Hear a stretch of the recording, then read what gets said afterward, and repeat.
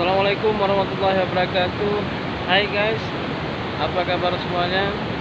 Ya, mudah-mudahan semuanya kabar baik dan juga selalu bahagia tentunya. Ya, hari ini saya berada di satu lokasi wisata yang ada di Kecamatan Pesangan, Kabupaten Biren, yaitu tepatnya di Bendungan Karet, Desa Kapa, Kecamatan Pesangan, Kabupaten Biren.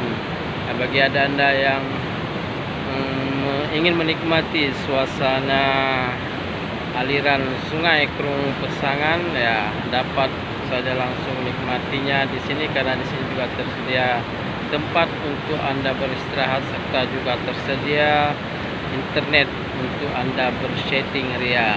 Nah, demikian sahabat-sahabat sekalian, mudah-mudahan informasi ini dapat menambah pengetahuan anda tentang wisata di daerah Pesangan. Demikian, assalamualaikum warahmatullahi wabarakatuh.